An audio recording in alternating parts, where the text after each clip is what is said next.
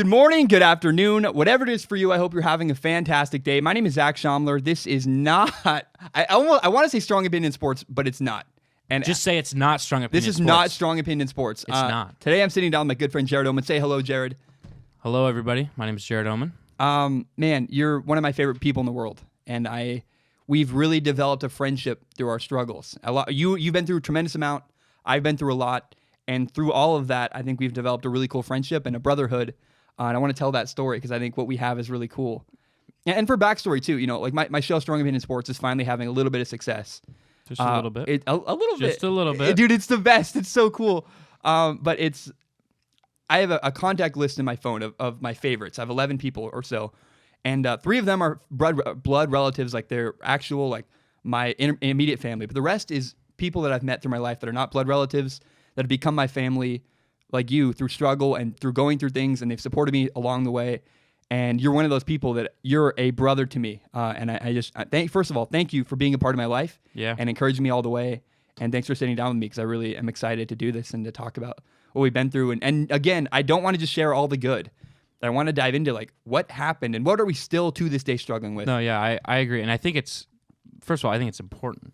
Yeah. I mean, yes, your show is getting, a little bit of success right now, but I do think that people deserve to know who Zach is, who his friends are, and sort of like a little bit from my point of view from where this all started a little bit too. Like our friendship, obviously like the start of our friendship, but also like the start of you doing this and everything. Making videos. Yeah. Yeah. And so, I mean, I don't think people realize, man, like I've been doing it for like 5 years. I mean, like 4 years. So my brother died in 2016, and that is when I started making videos. So it was when Zane died. My little brother took his life and committed suicide, and it really shaped who I am today.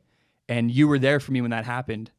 I've told other people, like Jared went through something. I tried to be there for him, and then when I went through something, I finally understood what Jared went through. Yeah. And then you were there for me, and it's cool. So I want to dive into that. And can we start with you? Actually, I think we could start with me. Chronological order matters, and I think talking about the order of the way things came to be is really cool. What happened to you? The clickbait sentence that I always say. Say it. I know you're gonna say it. Jared got his leg cut off, and I say it way too happy. There it is. I know you did say it way too happy. But dude, first I think it's kind of cool. Like not like awesome. It really sucks. Yeah, but like you're the only person I know who has anything like that. And I know how I use I play college football. I can't imagine not having one of my legs. And I think it's a gut-wrenching story, and I want to talk about that. Like what happened, why, where did it come from, and I don't know where to start, but I'm gonna let you take the floor and go wherever you want with that. Yeah, I think I'm gonna skip the nitty-gritty. I'm not gonna skip it, but I'll go over it a little bit. Starting when I was as young as 10 and 11 years old, I had 2 surgeries within like 2 years. Yeah, and I had blood clots in my left leg. So one was at the knee, one was at the ankle. Yeah. Basically, the second one was a little bit more drastic, where they had to take a vein from my right thigh and put it down in my left ankle. And the same time, my parents were going through a divorce, and so they were they're fighting in the hospital room. I'm listening to everything of affairs, cheating, everything, just all of the details. And I'm 11 years old. Yeah. And so that's another thing I forgot we have in common is both our parents are divorced. Yes. And that brought us together too. Like that's I don't even think of that. I forget that struggle. Like I forget that moment. Well, there's a lot. It's a lot. I don't know. You could see some on the surface, but there's so much deeper between like our friendship. I think when people see us together, they're like, oh, they're friends or whatever. But it's kind of like, no, we're brothers. Yeah, you need to see how this shit happened. Yeah, let me tell you the story. Yeah. So, but then from there, so kind of like how I knew you was you were the captain of the football team. Yeah. Your brother and I were captains of our high school football team together. Yeah. And can I say too, like I remember when we were growing up, like I moved to Skyview High School my junior year. Our senior year is when everything went down with you. Like my junior year, before you and I really became friends, you were still around all the time. We would do football practice, and you're running around the track, and you were a runner. I knew you as Kyle's little brother, the runner. Yeah. And you had this positive energy. You're always around, like not our mascot, but like you really brought energy to the room. Kyle and his friends were really, really close, like family, and you were just always around. You were always in the back of cars or at football games on the sideline, and you were just always a presence around our lives. Yeah. And I didn't know you very well, but I always knew, like, that kid's awesome. I love that kid. Yeah. And that's when, I think it was like 8th grade when I started taking running seriously. Yeah. And it was my freshman year of high school when I started doing cross country. Yeah.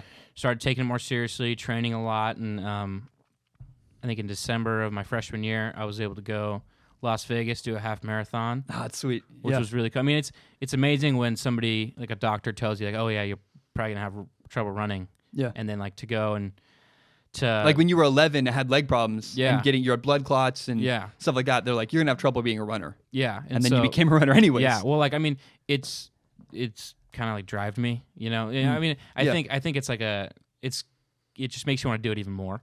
People say you can't do something, you want to do it. Oh yeah. It's oh yeah. Yeah. So, so I ran cross country, I ran track. I kind of just took it a lot more serious in the summer. I trained and I took it more seriously in the summer, and then going into my sophomore year, I was hoping to make varsity. I was hoping to help the guys. We had a really, really good team, and can't remember what day in the week it was, but it was like our long run day, so usually like 8 miles, 8.5 miles. So at this point, we went from junior year, I met you. Now it's your senior year. It's my senior year, your sophomore year. Yeah. And that's when all this is going down. Yeah, so it was just the beginning. It was in September. Like we were starting to get up cross country meets and everything, and on like long run day, I had pains in my leg. I was told coach, I'm just gonna sit this one out. I'll run tomorrow. I'll run later today or something. Yeah. Woke up the night, and I kind of had that feeling in the back of my head because I knew what blood clots felt like. Yeah, I mean you had them when you were 11. Yeah, I had so them you're when I was younger, and so I went home and I was kind of just thinking, this can't be it. Like it's not gonna happen again. 4 years later, like the likelihood of this happening is very, very slim. Yeah. And so the next morning I wake up, still the same pain, and so I'm thinking, I don't really know what to do about this. Go to school, go into circuit training in the morning. Where weight class. Yeah, weight class, like running and stuff. And I felt that pain, and so I sat out, and I just texted my mom and said, hey, you need to come pick me up right now. Yeah. And so she comes, picks me up. We get to the hospital, takes my doctor about 2 minutes to figure out what's wrong. From there, he, tells me, hey, we're going to send you into immediate surgery. So basically, it's like a mini surgery. Yeah. But we're gonna keep you awake, but we're just gonna try to take like a really long, like needle type thing and try to open up that blood clot. And so they opened me up at the hip. Does that hurt? I mean, you're not on anesthetic, right? Or anesthesia? You're like, you feel it? Yeah, I feel it. I mean, I feel them. Is it like, excruciatingly painful? Like, is that? Well, it just feels weird because they're like poking around your body, and yeah, I mean, it hurts and everything. And so that took about 2 hours. Yeah. Unsuccessful. 2 hours of trying to solve the problem and it not working. Yeah, trying to open up the blood clot, and finally they said, we're just gonna have to take you into real surgery. Yeah. And so they transferred me hospitals, and well, what does that mean though? Real surgery meaning I'm gonna have to go out, and they're gonna have to open me up. Got it. For real. Got it. And so from there, we went to the the hospital in Portland, and they went in immediate surgery. I was in there for like 10, 11 hours. Yeah. My family's going crazy out there. All my family's gathered in the Portland hospital, and I woke up in like this like dark room. I had handcuffs on me because I was scratching around and. Really? Why? I don't. Like, I mean, I was. They were trying to keep you from scratching and stuff like. And so I mean, I still have a scar to this day. It's like right here of just from me like scratching my hands from so much pain. And the doctor comes in. He goes, "Hey, Jerry, we're gonna bring in your family here in a second. We're just gonna talk about something." And I said, okay. And so pause when that happens. So the doctor intensifies it a little bit. Do you have any idea what's coming next? Like. No.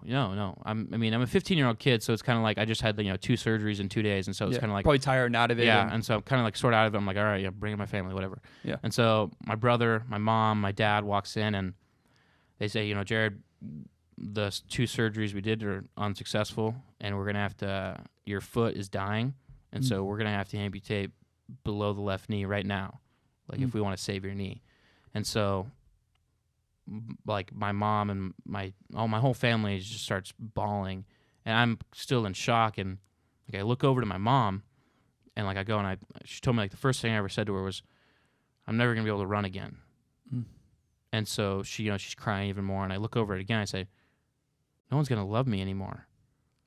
And just what does that mean? Like why? Where does that come from? Like. And in what sense? Like I think in the moment of trying to take it all in, of like, oh, this is actually going to be happening, Yeah. and like I'm going to be an amputee, I'm going to have to wear a prosthetic leg, I'm going to be this whole different person. You know, how is that going to affect my relationships with all these people that I have? And basically from there, they put me out. I was in the hospital for like 3 weeks. Yeah. And it's just a blank from there, and that's kind of where things started getting a little bit more noticeable for the football team, because I remember I got out of the hospital, came to your guys' game against, I think it was like Evergreen or Heritage. First, we can't skip over that, dude. Like, I hope you know you're loved. Do you feel that way now? Do you Yeah, understand? no, I feel that way now. Yeah, I've never looked at you differently. I've never thought of you, because you see videos of guys like in the military, they get fake prosthetic legs. I'm like, Yeah. Jared just has a prosthetic leg. To me, it's never been a big deal. Yeah. You've never been a different person. You've never, like, I just have never, I don't know. Yeah. And I know it's interesting to me, like on hot days sometimes where it's like really hot, like 95 degrees outside, you still wear jeans. And I always wonder about that. Like, I don't know if you're I don't know if it's because you don't want attention, like you don't want people asking about it, or if are you not comfortable with it? I don't know. it's like a conversation starter. Yeah. And do you not want it to I be don't sometimes? want that conversation. Yeah. It's like when I'm at campus and people come up to you talking about my videos. It's like I put my hat really low. I don't want to. I want to just get lunch and be left alone. Yeah. Is it kind of like that where I don't want to talk about this? It's kind of like that, yeah. Well, because like, I mean, like I've explained the story so many times. Yeah. And like, people stare. And then you got to just go through the whole thing I again. don't like when and- people stare. Yeah. Yeah. So And yeah, that's probably hard. Like to feel. I can't imagine that, man. Like. yeah, I mean, it's hard to. Like going to what's the grocery store like, if your leg is out, and people can see that you have a prosthetic leg. People look. Yeah. People stare. Little kids stare. Yeah. You know, it was hard because after it happened, I didn't get a prosthetic right away. Yeah. And so I was on crutches, where you can easily see that I'm missing the lower half of my left leg, right? Yeah. And so in public, it's just like, it's so noticeable. When it first happened, you were on crutches with like a nub. Like Yeah. You just like you're just little nub. Well, your leg was hanging out. Yeah. Like, And so, yeah, I mean, that's, I think, but I don't want to skip over this though, dude. Like, do you think you'll ever get to a place in your life where instead of feeling like people looking at you, be like, "Fuck yeah, I have a leg." Like you'll walk around with pride and a comfort, and maybe not. I don't know. I'm just curious. Like, one day. you think someday you'll be like, "This is who I am." Stare if you want. Like, I'm just Jared Oman. Like, do you think you'll ever get there? Yeah. Yeah. I think I'll get there What someday. does it take to get there? I mean, and maybe that's not. Maybe it'll never happen. Maybe that's not even healthy. I have no idea. I'm just spitballing here. Like, Yeah. I mean, you know, I don't know what it's going to take to get there. I think it's just going to be like one day when I'm older, I'm just going to wake up and I'm just going to go, I really don't give a fuck. You'd be It's like- hot outside. I'm Because I think gonna if wear you're just shorts. like, fuck off. Like, Yeah. I don't have a leg. Like, yeah, you know? like, yeah. And, you know, I think truthfully, I kind of over exaggerated in my mind. I kind of think, you know, everybody's staring at me when like realistically, maybe everybody's not staring at me. So you're self-conscious about it. Yeah. It's a Of course. thing to be Of self-conscious course. about. Yeah. No, so, not, yeah. yeah. And so, You think you might trump it up a little more in your head than yeah, I think, I've done that, dude. Yeah. Like, I think I'd trump it up a little bit more in my head and kind of, yeah, I felt that way at the car wash. When I worked at a car wash, I was really embarrassed. I worked at a car wash. yeah.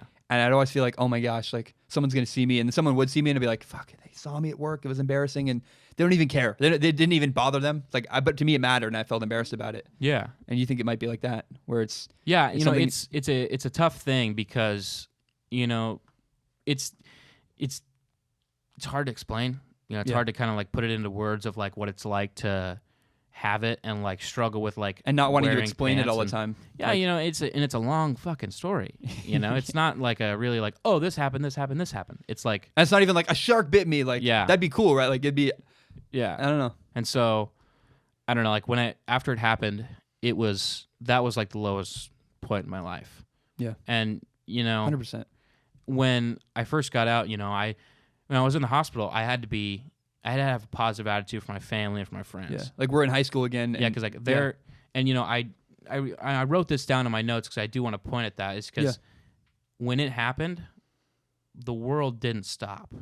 Yeah. You know, they didn't stop and like wait up, like, hey, you know, Jared's going through some shit. Let's, you know, wait up for him and, you know, let's go from there. Yeah. They didn't wait up. In what way? Like school? Like, You know, people still went to, you know, homecoming that year. People, Yeah. you know, the whole world kept going on. You know, school kept going on.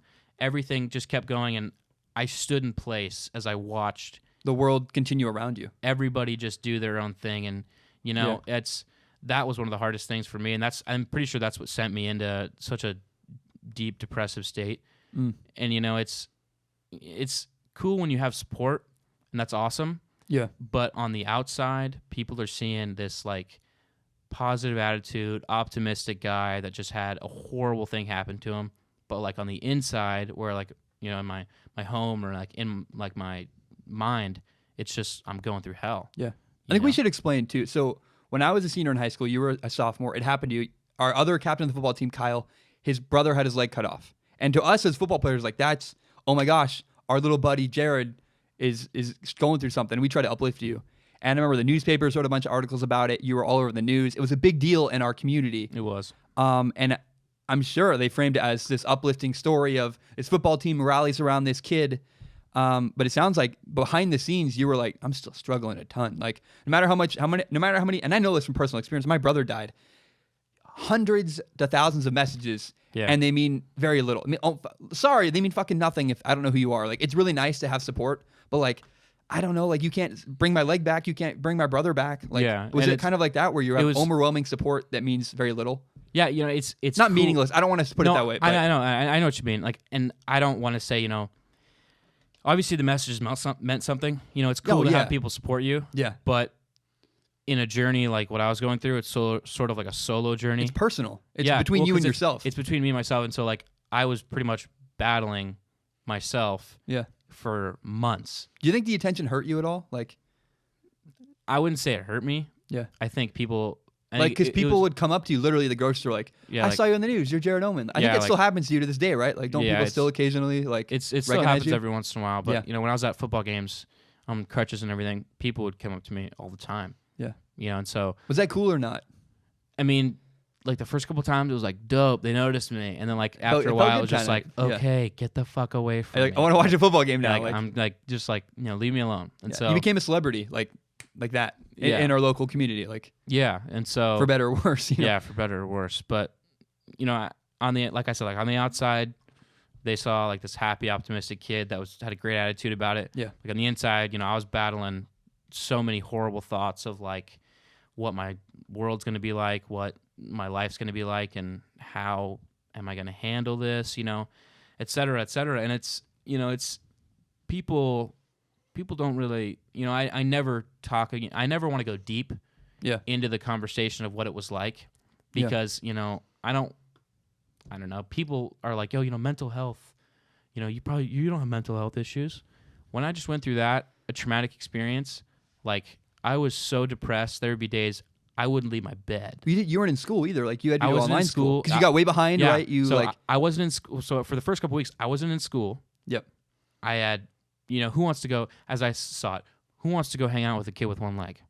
Not a lot of people, because people are doing their own thing, with sports and stuff like that. Can I speak to that too? I remember trying to hang out with you and you like were hesitant. You felt like no one wanted to be with you. Like you really like almost pushed away because you were afraid, I think, if I may. It seemed like you were afraid of people hanging out with you because of pity. And you wanted people to hang out with you because you liked you. And I remember when we were becoming friends, I had to break through that. Like, no, dude, I like who you are, not because of your leg. I'm not here because of your leg. I remember that was a real struggle with us. Like, I was like, Jared, I don't like you because of your stupid leg. I like you because I like who you are. And that was a real battle, like, for our friendship to get that through to you. And I think, when I was going through all my struggles, it really took, it's a solo journey, obviously. Oh, yeah. But you need a friend. And I think... I think you need community, man. Like, when you struggle, you got to figure it out on your own. But you have to allow people to support you. Like when Zane died, for the longest time, I said, F everybody, and I just shrunk into this hole. Mm-hmm. And I didn't ever, and it wasn't until I allowed my friends in my life to help me, you, Shelby, Nathan, Piles, Roger, all these people, when I allowed those people into my life to support me, is when I finally started feeling better. Yeah, and it wasn't, because I'd go to every football game. And so the first football game back, I'm pretty sure you remember, it was very emotional. Yeah. Like I said, it was the evergreen game. We have game. a picture forever of us. I love that picture so much. Obviously, like, we'll show it. I'll put it up. Yeah, we'll show amazing. It's so cool. Yeah, it is really cool. It's one of my favorite pictures of all time. Yeah, and so that was the beginning of our friendship, was that night, literally. Yeah, it was that night, and that I wore Kyle's jersey, and that was after you guys won 49-0, 49-7 or something like that. Smacked, I think, Heritage or something. Yeah, like, and it was awesome. Yeah, and they helped me down with the wheelchair to get me down to the field. Can I say, like, this sounds cheesy. I know you hear this in sports all the time. Like, it inspired us. It did. having you out there and knowing that was your first game back and knowing it was Kyle's brother, our other team captain, like we fought harder for sure to kick Heritage's ass that night. Like Heritage or Mountain View, whoever it was, like we beat the fuck out of them because we were doing it for you. I know that sounds stupid and like it really was real. It's we not really stupid. had emotional like an uplift because of you of being there. Like Yeah, and you know Kyle talks about it every once in a while, obviously, because you know Kyle misses football, but he talks about how like that game is different, dude. Yeah, well, like that game. He said the one of the only games you guys lost that season was the game that night. I had the amputation, Yeah. and because Kyle was so torn up. Yeah, but I remember that. Yeah, Kyle but- was a mess. Yeah, but when I came back and I was the Evergreen or Heritage or whatever, I was able to get down to the field and like I had every Skyview football player come up to me, hug me, and like everybody was crying. Tears were flowing, bro. Yeah. You know, Well, just can I, again for context, like our season, we won a lot. We lost a game. It was the night you got your leg cut off, and I remember in the locker room before the game, the same night your leg got cut off in the locker room that night was like dead silent. No one knew what to do. Like, I mean, the young kids, the sophomores are still fucking around, like doing whatever. But the seniors and people like were like, "Oh man, is Kyle okay? Our team captain, and then is Jared okay?" And 3 weeks go by, we don't really know anything. And then that you come to that Heritage game, back to that game, and we were hugging you. You were there, and it was just like a rallying point that was so meaningful. I remember, I'll never forget that. Yeah. Like, as long as I live, that's one of my favorite moments, literally in my human life, is that moment. Like seeing you coming out of the tunnel, giving me the hug, and then we won and we took a picture. Like, yeah. I don't know, dude. And I do want to highlight from the weeks on, I did kind of feel like I was sort of like a shut in. I was so depressed for everything that happened. Like I got all this attention, but I'm still just this guy at home. Yeah, and so I go to Kyle's football games, and that's people would notice me or whatever. Was that the only time you would leave the house was for games? Really? Like, yeah. Wow. Yeah, and so. Were they highlights of your week? Were they a good thing? Like, yeah, I mean they're a good thing. I mean it's a fun time, and I remember we'd get a picture every time, and then you'd go, and that's when you started going, hey, you need to meet my friend B-Rod. Can we give B-Rod a shout? B-Rod is the head football coach at Kingsway High School. One of the other quarterbacks at my college went to Kingsway and works with B-Rod. It's like so cool that like that's crazy. I love our quarterback room at my college, and one of the guys knows B-Rod personally. B-Rod is the best. Brian Rodriguez. I was like, you got to meet B-Rod. You got to get around him. He's such a positive influence on my life. And the three of us, him, you, and I would all get together. Yeah, well, you told me before that. You told me you were like, you need to come to Young Life, and I was like, I'll do. Sure, man. Like, and I was still hesitant a little bit. Yeah. And then it wasn't until like you texted me personally. You were like, all right, so I'm gonna pick you up for Young Life. Like, are you ready? I was like, dude, I'm taking you. Like, and I was we're like, going. Can you fit a wheelchair into your car? And you're like, we probably can. I'll pick you up. And like from there, it was like. I had to once a force week. you to go. I had to force you to come with pick me up, but it was like once a week you'd pick me up. We'd go to Young Life. That's when I started. I think it helped a lot because just being around people, and like the people, people were so nice there, and to be around that whole community was awesome. And meeting B-Rod, and that's when we started having, lunch and dinner and hanging out together. And that's sort of, it was kind of like you kind of sort of had to like push the wheel, get the wheel going to get our friendship going because I was such in that state where worked hard to become friends with you because I knew I was like, this kid's struggling, but I also love him. Like I'll never, dude, you were not the kid who had the leg cut off. You were the excited kid my junior year, before you had your leg cut off. I just will never forget who you were, like, and how excited about life you were and how positive an influence you were on me. Like watching you practice and run around our track line at football practice inspired me. And I was like, I gotta reach out to him. I know that kid who he was. I loved him, and I want to be friends with him. And it took your leg getting cut off for me to go, I want to be friends with that kid. But I always I knew you before that. I was like, that kid's the best. I just will never forget that. And it's who you are, dude. Like, you have this energy about you. We go to movies. Like, it's so fun. Yeah. And I look at me. I fucking love you, dude. Like, I know, man. I know exactly what you're talking about. Cause like these memories are just flowing through my head right now of like. It's exciting to me. Yeah. Like, and it's very nostalgic. It is. It is. And think about it. And so, I don't know, you kind of had to get the ball rolling with our friendship a little bit. But from there, it was like, we'd hang out once a week, and it was, it was awesome. It was crazy. But it wasn't always perfect either. Like, we would meet with B-Rod. So I was going through a really bad breakup. Very public. I cheated on the varsity cheerleader, like, at a rival high school. Everyone in Vancouver knew my ex-girlfriend. And it was like, so publicly embarrassing, like humiliating out at people on social media, like on Twitter, and that's why I'm not even on Twitter anymore. Like, people would like publicly trash me because of what I did to this girl. And so I'm going through shit. This bad breakup I'm embarrassed about, and you had your leg cut off, and you, B-Rod, and I would just meet and have like freaking like tribal council and Survivor. Like, we would just talk about life, and it was the best. Yeah, it really, really helped me legitimately like get my shit out and get my feelings out. And then hearing about you, I don't know, man. Like those days were the best. Like back in the before even Zane died, like I just will never forget how meaningful those, like going to Mongolian barbecue and like those conversations. And I always tell some of my friends that are going through hard stuff, like to get like what you have like in your head, like off your chest. Yeah, it helps. Yeah. A fuck ton. Do you ever write? Because I learned, I started all the time. I write journals. If anyone doesn't, I write. How many of these do you think I've been through in this year so far? Probably like thousands. I'm on number 18 and it's March. Yeah. I go through them constantly and I'm just always writing. I'm writing sports. I'm writing my life. I want to do more than just sports. Someday I love sharing content and I write so much about just everything. And it helps me get my thoughts and ideas and emotions out of me. Yeah. So whether you're talking or writing, get it out. Do not let your emotions fester. It's so scary. Like people do that. And that's what I would advise anyone listening. Like don't let your emotions fester inside you. Get them out of your body and out of your head. Yeah. And I think, I do kind of want to start talking about what happened my junior year. So it was after you graduated. Yeah. So I graduate, I go off to college. Yeah. So you graduate, you go off to college. Yeah. And that's when, we're still friends. You leave for college and then, I'm going through my junior year, you're going through your freshman year. And then it wasn't until February. Can I say, I forgot how quickly it was. It was like bang, bang. Like your leg and then the next year was Zane. I didn't realize they were so close together. Yeah. It's crazy. Yeah, they were really close together. And how did you get the news? I'll tell the story. It'll be in a minute. But how'd you hear about it? Obviously, I want to hear your perspective on the story. But from my perspective, I had woken up February 8th, and I had missed a call from you at like 3 a.m. and it was like a text message that says, "Are you awake?" Which obviously I was not. Yeah. Right. And so like I was like, oh, Shomler's trying to get hold of me, whatever. I'll like text him later. And I went to weight training in the morning, and everybody was in like a very like blank mood. Like actually, this is February 9th. This is the day after. Yeah. And so it's like February 9th. Yeah. And like everybody's like in like a very blank mood. Everyone's kind of sad. And Allie Graham, I think it was her name. She was helping out in weights, and she goes, "Did you know the kid who committed suicide yesterday?" And I was like, "Somebody committed suicide yesterday?" And she goes, "Yeah, some with Zach, Zane, Shomler, or something like that." And so immediately from when I heard that, I was like, "Oh shit!" And so I like got my phone, got my backpack, immediately started going out to my car, and then I started calling you. It took like 8 or 9 tries to finally get you on the phone. Yeah. And you were at the car wash. I was at work. Yeah, you're at the car wash. So, you want me to pick up now? I do want to hear your perspective on it. Yeah. Yeah. So February 8, 2016, the night of, I got dinner with my dad. Actually, I got dinner with my dad, and I was supposed to play video games with Zane that night.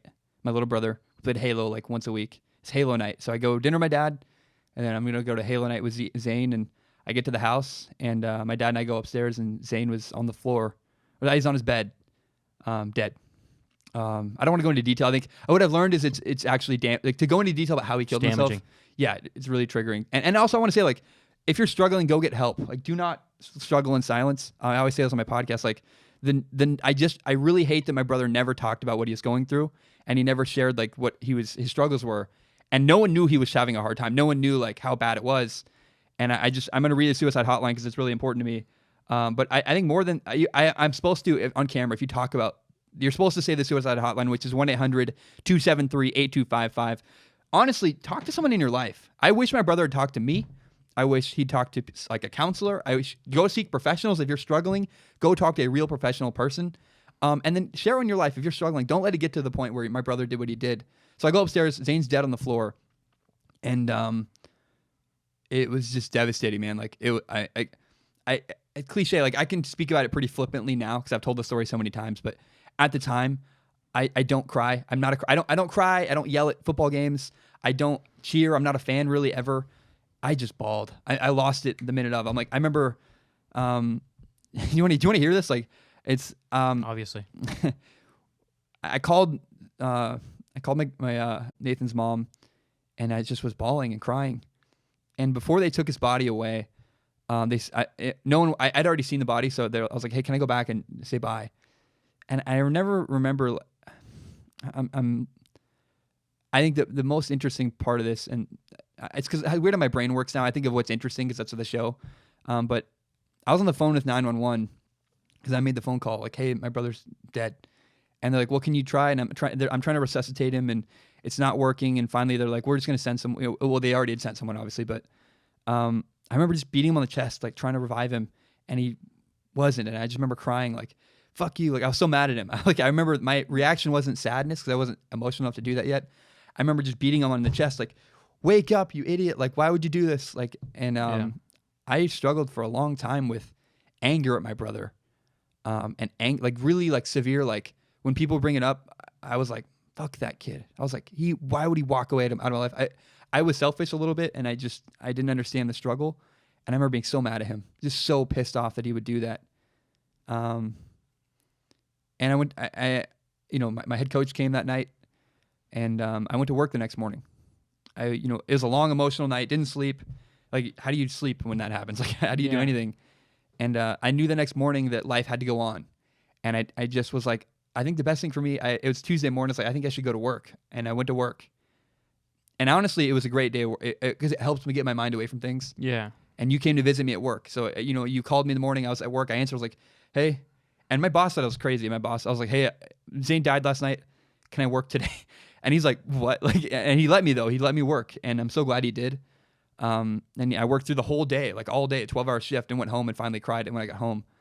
But I don't know where you want to go with this moving forward, but that's when our friendship took off, man. Was I finally understood, like, so Zane dies, and Zane was like 4.0 student, the best. Like, I mean, I'm not. I know, like, a lot of people might have delusional thoughts about their sibling if they died.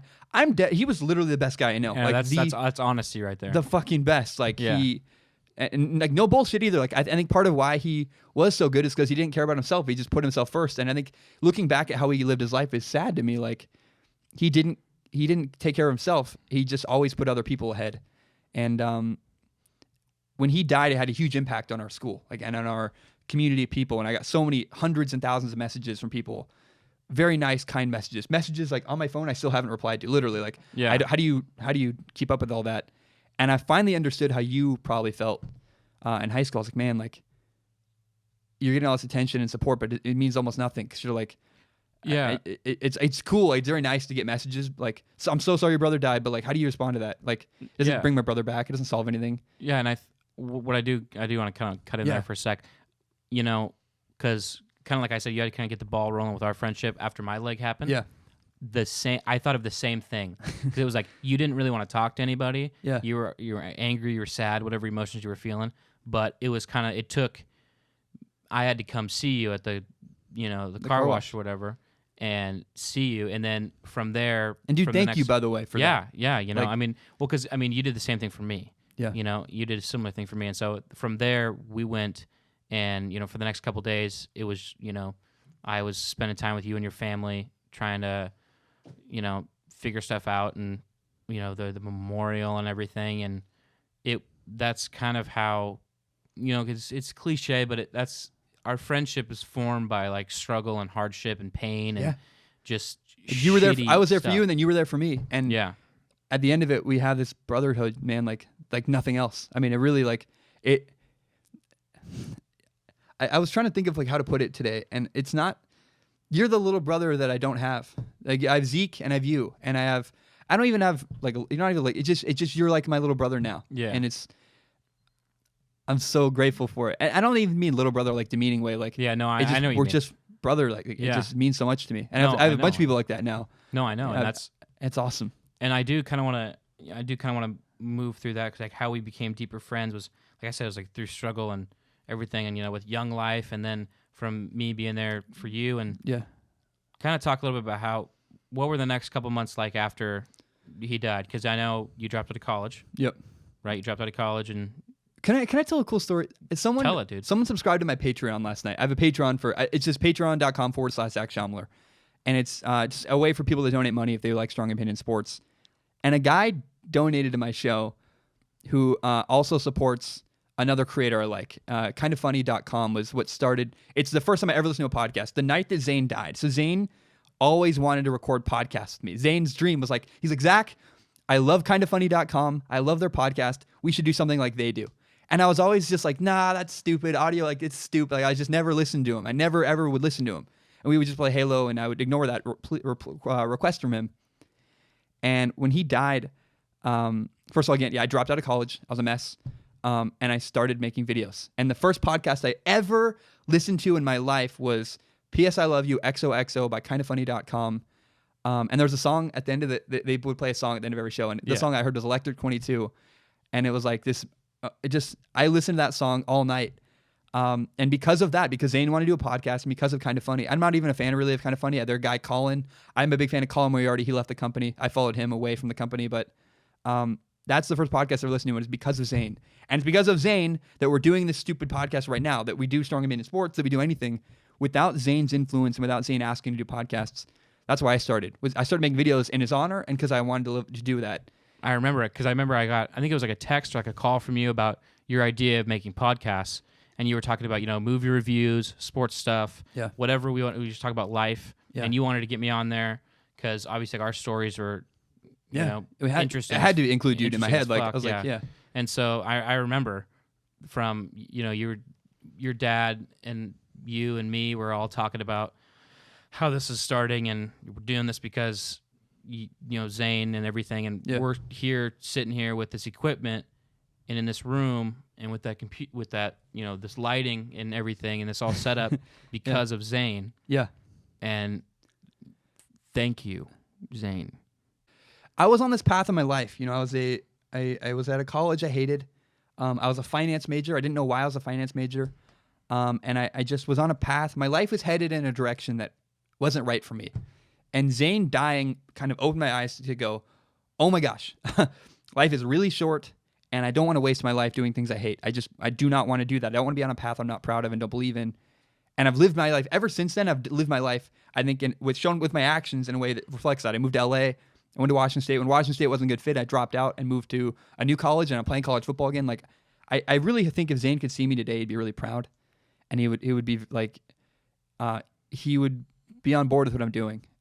No, completely, man. And I don't want to skip over any of this because you're kind of you're skipping to where we are right now. Yeah, we need to talk about. Well, first of all, I do want to highlight that when you started making videos, you didn't really have a lot of subscribers. First of all, second of all, I remember making videos that were hours long, or going to movie reviews and everything. We'd be in that other room over there for hours doing podcasts, in front of this and everything, and you'd get like four views in like 2 days. I would put like 6 hours of effort in, and I would get 1 or 2 views. Yeah, and so I remember I told you, I was like, dude, like we're not really getting a lot of views or a lot of subscribers. How do you feel about that? And I remember you told me, like, as long as I just like keep releasing content, one of these days, like, it'll pay off. Yeah. And it took what? 3 years. How many? Yeah. How many years? I made 120 Strong Opinion Sports videos before my Josh Rosen video went viral. 1,020 videos. I made 1,020 Strong Opinion Sports videos before I made a Josh Rosen video that got a bunch of views. And I think like what. But it wasn't just that. It was another 1,000 videos on Zach Shomler's YouTube channel, like just regular channel. Yeah, well, and I think, obviously people want to get to know who the real Zach is behind Strong Opinion Sports. And I think if there's like a little snippet that we cut out of, even of this video, like your work ethic is unmatched. It is. This is the type of guy that, and it's not hard being friends with you, but it's hard watching because it's like, this is the type of guy that like, when he needs sleep, he'll sleep, but he'll sleep for like 4 hours. And he's constantly working. He's constantly has a project going. And we've done so many projects over the years of working hard. And, you'll be up for all day, all night working on stuff. And, I do want to highlight for people that are subscribers for Strong Opinion Sports now that it wasn't like, boom, viral, awesome. Yeah. It took hours on hours of content and ideas and bad ideas that failed. Bad ideas. And, Zach and I have recorded episodes that have we have erased. We've said, hey, this wasn't good. Fuck this, And I do want to highlight for people that like the success that you're getting now is because of your determination to keep going. And I think you remember your roots. If anything, that's a great attribute that I love about you is that you remember, first of all, your friends that were there for you. Second of all, you remember your roots on why you started this. Yeah. We are here doing this because of a horrible thing that happened, but look where we are today. You are finally, you're happy. You're going to PLU, going to PLU, playing college football again. You're doing Strong Opinion Sports. We're still hanging out. In a sense, from where in the last 4 years, life is good. Life's really good. Life's really fucking good. Well, man, I say something really. A lot of people get mad at me when I say this. I often say I don't ever work for a sports network, and people are like, "Yeah, right. If ESPN came to you, you take a job." And I said that to you. I don't think people understand, and they're like always mad I don't make revenue on my videos yet and all this stuff. And it's really important to me. The reason why I make videos is because of Zane and because I really love it. When I was in the lowest place in my entire life, I've never been worse. I never was going to kill myself, but I was like, Zane died, my relationship ended, I was dropped out of college, I was a freaking loser working at a car wash, and I felt awful. And I remember thinking, like, I'm not going to kill myself, but if I drink 2 bottles and drive home, like, maybe, like, I'll die on the way. Like, I was like, I'll never kill myself, but I'll be reckless. Yeah. And I would just do awful, stupid shit. I would drink whole bottles of alcohol at night.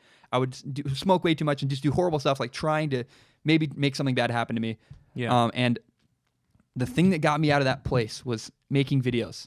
It's a very emotional, like, intimate relationship for me. Like, my stupid computer, that thing, and these videos, like, got me through the hardest time of my life. And I'll never forget that. I never want to lose, like, I don't want to work for ESPN. I want to work for myself, and I want the freedom to make the videos I want to make and to make the videos I believe in and do it because I love it. Mm-hmm. And that's what I'm hesitant. I'm going to monetize Strong Opinion Sports YouTube channel. Once I get to 100,000 subscribers, and then 6 months after that is when I'll do it. But I just don't want to do it for money. I want to do it because I love it, and the money will work itself out. If I do it for the right reasons and make good content, the money will work itself out. It'll follow. But I really am passionate about, like, doing it for the right reasons, doing it because I love it, not because it's a job to me. And this should show from the beginning, from you making videos that had like 2 views, 3 views. Yeah. You're not doing this because you want to get famous. You're not doing this because you want money. You're doing this because this is like an intimate thing, dude. And you fucking love to do it. You love the grind. Yeah. You love being up late at like 4 a.m. when no one else is up, working on videos, editing videos. And the reason why I dropped out of college, I was a finance major, and I hated my classes, and I hated all the jobs I was looking at. And do you know my plan? Like, I've told you, You've told me they your definitely life don't plan. know. You've told me your life plan like 8 or 9 times in the last week. So dude, I'm so excited. I would love for you to tell them. I think what people don't understand, I want to start my own company. I want to make content, and that be my job. And I want to do 3 podcasts and another thing. I want to make 4 types of videos. I want to do Strong Opinion Sports, a podcast. I want to make a movie podcast, and I want to make a podcast called Flawed Humans Podcast. Maybe NFL Network comes, and that'd be cool. But I want to make videos, and the videos I want to make with my friends and with my brothers. And that's my dream, is to make sports videos, Flawed Human, make a movie podcast, and then make travel videos. Like, I'm going to Arkansas with you and my dad hasn't seen his father in 30 years. And we're going to film that trip. What's it like to drive to Arkansas? What's it like to meet your dad for the first time? Yeah. What's that like? I'm going to Florida with Elijah Bush, one of my other best friends, this summer. Him, his dad, and I. Elijah's dad. So my dad hasn't seen his dad in 30 years. Elijah's dad has literally never met his father. I'm going to film that. What's that like? Make a vlog? I don't know. Yeah. Like a short video. What's that experience like? And if I can just make the content I believe in and what I love, I never work a day in my life. Like, I edited Strong Opinion Sports yesterday for 12 hours. It pissed me off, had issues, and it crashed 6 times, and it was a pain in the ass. But that's way better than working in a cubicle. Like, screw being a financial officer, screw being all that other crap. I just don't want to do that. And I saw myself, when Zane died, I guess the point of this is, like, when Zane died, I realized I was heading that direction, and it just wasn't right for me. And I said, F that. I'm going to go do what I want to do and make videos and try to build a career that way. Yeah, and I mean, you're on the right track. It's working. Yeah, it's working. It's like, no working, shit. dude. Yeah. Like, this is the first time ever I felt like I might not be a loser. I might not be like a guy in a basement forever, you know? Yeah, and kind of the same thing with me is because, you kind of highlighted what you're doing right now. Yeah. I'm going to Washington State University. How cool is that we went to school together at the same time? Yeah, I know. I never would have thought that. Yeah. I even said I would never go to Washington State. Yeah, and then it happened. And then we did it together. Yeah, and so I'm studying psychology right now with the hopes to go to grad school. Yep. When I graduate in 2021, and then open up my own practice for counseling. And it's because of, this is the struggle that you had going through that horrible thing that made this all possible. For me, how I see it is like, when I went through that bad shit, I want to make an impact. And there was a very special person in my life that first counselor I ever had after it, and she was also an amputee, and she kind of showed me that I can do this. You can tell it better than this. I think like when you had your leg cut off, you went to a counselor. Someone made you go, and you met this woman who had a huge impact on you. Correct? Yeah, it's still a touchy subject, obviously. I mean, so that's why you're in town. Can we talk about that? Is that okay? Like, yeah, no, that's fine. Basically, just after my leg happened, I was forced to go see a counselor, and my prosthetist, the guy that works on my leg, recommended Lori Breeden, and he said, hey, she's an amputee as well. Similar thing happened to her when she was a kid. Jared will be able to relate to her. Yeah. And so I went to her for 4.5 years. Yeah. And saw her once a week, and we formed this amazing, like, friendship of, I was able to talk to her about my leg struggles. I was able to talk about everything. Because she got it. Yeah, because she understood, and she, I don't know, man, she was the one person that believed in me, that I can change people's lives in psychology, and that I can go to school, and I can go to grad school and do all these things. And well, that's why I think, dude, I want you to tell your story, because you inspire me tremendously every day. Like with the light you have in your life and the way you live your life. Yeah. And the way you haven't let other things take you down. And I think that you have such a valuable perspective I want other people to hear. Yeah. And you can definitely help people as your job. For sure. And that's what I want to do. I want to change people's lives. Whether it's telling my story or sitting in a room and helping them. Or just listening. Or like, just what listening. can I do for you? Yeah, and she really set me on that, and through everything with my leg, and she really set me on that path of why I'm in school right now and why I'm going for this degree. And 3 weeks ago, she went into cardiac arrest and passed away. And so I was given the news, and I'm back this weekend for Memorial tomorrow. And it's still a touchy subject because she was such a special person to me. Yeah, dude. And it's really fresh. And she's the reason I'm doing this. And what I highlighted here, I wrote down, was why I'm also doing this. I don't want anybody to feel the way I felt. I know people feel that, but like I want to help as many people as I can. Yeah. Because I want to, I want to change their lives. Because she changed my life. She's where I am today. It's because of her. She saved my life so many times. Yeah. And I know. I am eternally grateful for her. And I miss her like crazy, but I'm remembering what she'd tell me, and I'm continuing on this path of, going to grad school, opening up my practice, going after PhD, whatever. And it's similar. It's kind of we have similar. Like I kind of wrote this, different journeys, but the same old brothers. We're still the same brothers. We won't see each other for like 3 months, and then we'll like see each other. And we'll go to a movie like, together, and it'll be like nothing. Like we weren't even like, oh, what's up, Zach? It's like in Drake and Josh, and they're like, hug me, brother. Yeah, well, it was just like because we'd be away from each other for 3 months or whatever, and then we'd get together, and it would just be like we just picked up right where we left off. Yeah, and I love that because through hardship and through pain and through struggle, we found what we wanted to do with our lives. We had different journeys of going different places, but we're still the same brothers, and we still remember that. Yeah. We can still sit down and reminisce about the old days, what happened, the struggles and everything, and I fucking love that. Can I text you? Can I tell people what you would text me often? Yeah. You would often text me, I'm not going to do what Zane did. You would always say, like, I'm never going to do, like, because I know you've struggled tremendously. And not just struggled, like, you've thought about that. Like, I would think, right? Like, I mean, when I was in that really, really dark space, those thoughts have been in my head. Those are horrible thoughts, but they've been in my head. And I remember I made a promise to you after Zane said, I said, I'll never do what Zane did. I promise you I will never. And I would text you every once in a while because, you'd be busy doing things. And I'd text you every once in a while. I go, hey, I'm really going through some shit right now. I'm really struggling with everything. I just want to let you know, though, I will never do what Zane did. Yeah. Ever. And I made that promise to you. I made that promise to several people. Yeah. And I intend to keep it. Yeah. And I don't want this story to come out like this video to be made and make it seem like our lives are great now. Everything's happy. Like, fuck no. Life is not always perfect. And social media pisses me off a lot. Like, really genuinely makes me angry because no one shares authentically. I think very few people share their actual struggles. They share like, I went to Disney World or I worked for ESPN today, and you never see the other side that's like, I'm in a really dark place. I hate my college. I'm miserable. I'm upset. Whatever it is, you know what? And no one. I really don't want to BS people. Like, it's not all good all the time, and that's very much okay. Yeah. Well, from how horrible it was back in the day, obviously we're better now, but we're still facing new struggles now. Yeah. You know, this is not the same old struggles that we face. We're facing struggles: school, college, mental health, girls, relationships. You know, all this type of stuff, and that, you know, we're not perfect. We're not these guys that are like, oh, we made it. You know, here's a good example. This is us. You know, Can we talk about you and dating, like your leg? You told me something once, and I understand it, but can we unpack it a little bit? Like, you said you are afraid that dating is gonna be you're gonna struggle to find a girl because of your leg.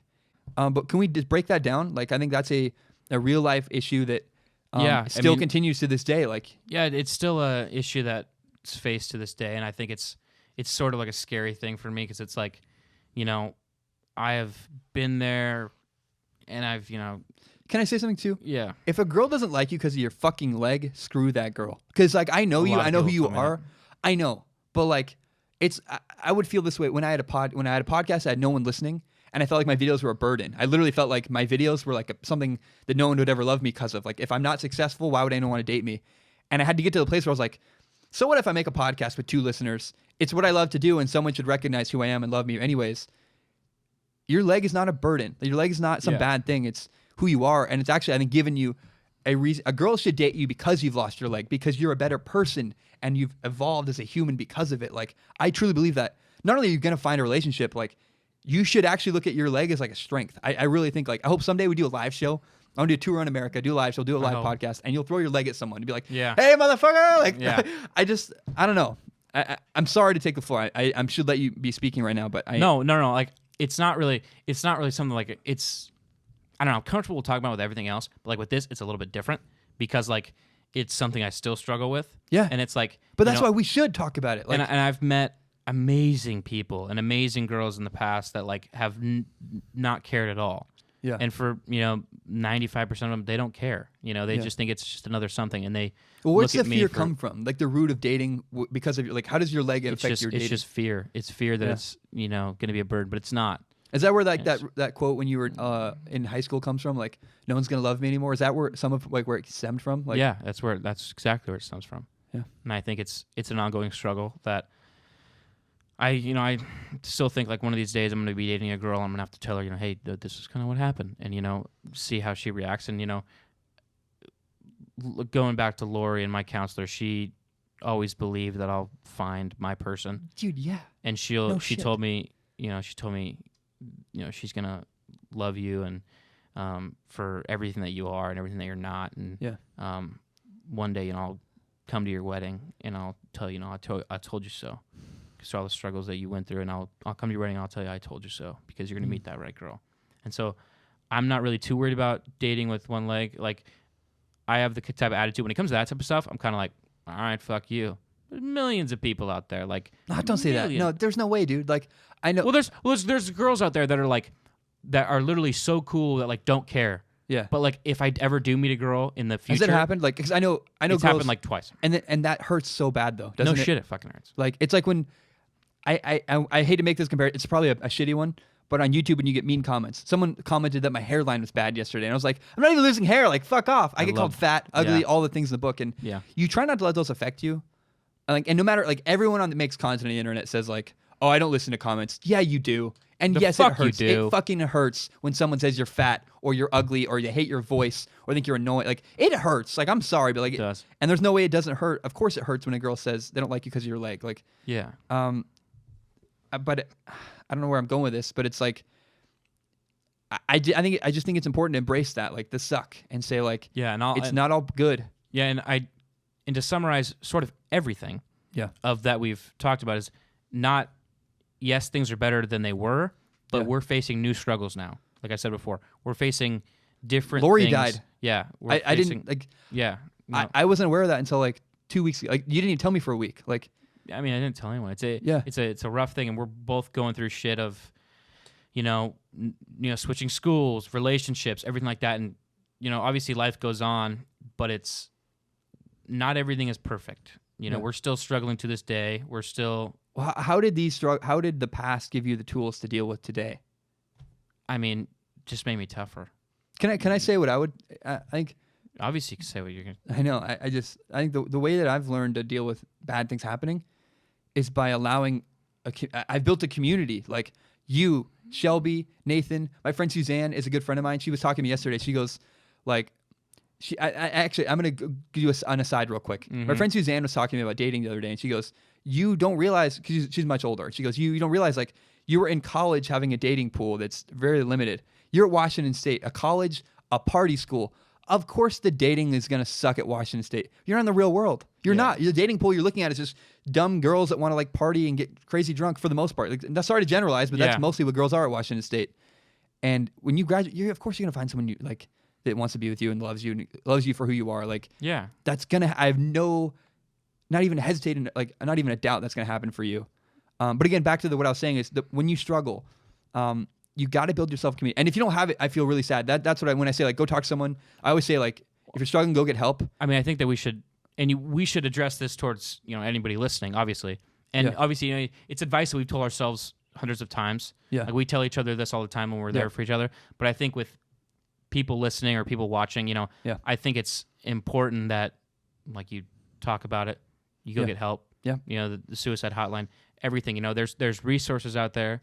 But we can't expect that people have the courage to reach out. Well, my fear is that someone I learned how to build. So Zane died, and I had no community, and I had very little, and I didn't know what I was doing. I had the piles, but I didn't know what I was doing yet, and I didn't know how to embrace people caring about me. So now that like if my girlfriend I'm with currently breaks up with me, or if she dies, or if something horrible happens in my life, if tomorrow my dad dies, I have you, I have Shelby, I have this community of people that love me, and that I know how to lean on, and they know how to help me.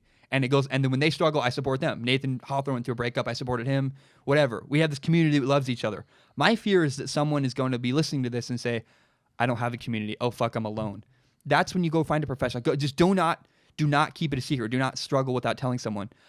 I get it. Like it's hard for me to relate to someone who doesn't have a community because I do have an incredible community.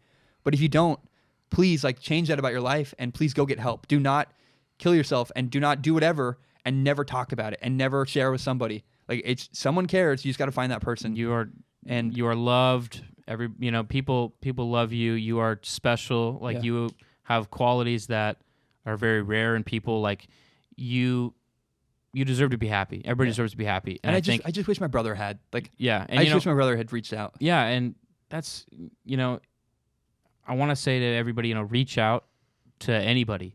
Even if it's your teacher, your school counselor, anything. Go get professional help. Like it.